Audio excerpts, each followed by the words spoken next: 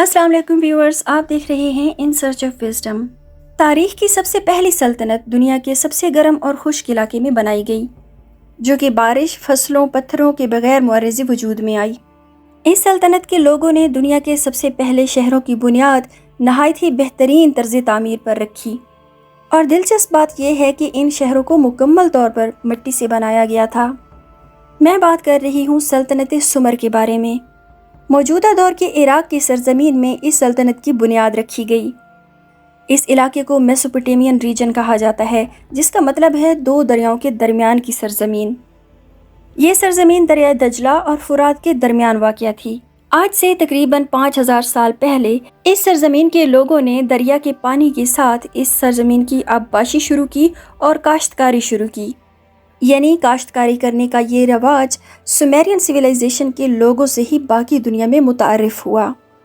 ان کا اگلا قدم یہ تھا کہ انہوں نے مٹی سے اینٹیں بنانا شروع کر دیں، اور انہیں اینٹوں سے انہوں نے کئی منزلہ گھر بنانا شروع کر دیے۔ انہوں نے ایک ایسا پہیہ یعنی ویل بھی ایجاد کیا جس پر وہ مٹی کے برتن بنایا کرتے تھے، اور 4500 قبل مسیح میں انہی مٹی کی اینٹوں سے دنیا کے سب سے بڑے شہروں کی بنیاد رکھی گئی۔ شہر کے سب سے اونچے ایریا میں بادشاہ اور مذہبی طبقہ کے لوگ رہا کرتے تھے، اس سے نیچے کاروباری حضرات یعنی تاجر رہا کرتے تھے، اور سب سے نیچے غلاموں کی رہائش گاہ رکھی جاتی تھی۔ سومیرین امپائر چھوٹی چھوٹی اسٹیٹس پر مشتمل تھی۔ ان کی مذہبی عقائد اور ان کی زبان دونوں ایک جیسے تھے، لیکن مرکزی طاقت کی کمی تھی جو سب کو اپنے ماتحت رکھتی۔ ان کے پہلے اور پرانے شہر اروک یعنی اور اوریڈو تھے۔ ان شہروں کے بعد پوری سلطنت میں دیکھتے ہی دیکھتے چھوٹے بڑے بہت سارے شہر بن گئے۔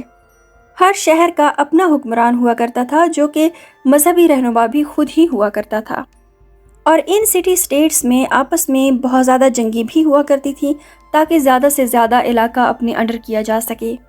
3200 قبل مسیح میں سومیرین امپائر کے لوگوں نے دنیا کے دوسرے خطوں میں اپنے قدم جمانے کا سوچا، اور اس کام کو کرنے کے لیے انہوں نے کشتیاں تیار کرنا شروع کر دیں اور دریاؤں اور سمندروں میں بڑے بڑے فاصلے طے کیے۔ ان کشتیوں کے ذریعے سومیرین امپائر کے لوگوں نے ایک بڑا ہی مضبوط قسم کا ٹریڈ نیٹ ورک بنا لیا تھا، جو کہ اس وقت مصر، ایتھیوپیا اور اناتولیہ کی سلطنتوں کے ساتھ قائم کیا گیا تھا۔ سومیرین امپائر کی یہی تجارت دنیا کے سب سے پہلے رائٹنگ سسٹم کی وجہ بھی بنی۔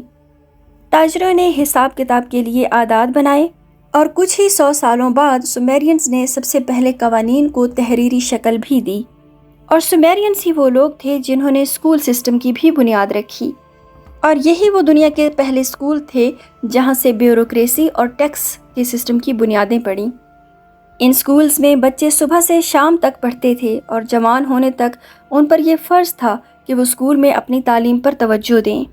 ان اسکولز میں ریاضی اور ادب پر تعلیم دی جاتی تھی، اور اس کے علاوہ جادو، منتر اور جانوروں کی خصوصیات پر بھی تعلیم دی جاتی تھی۔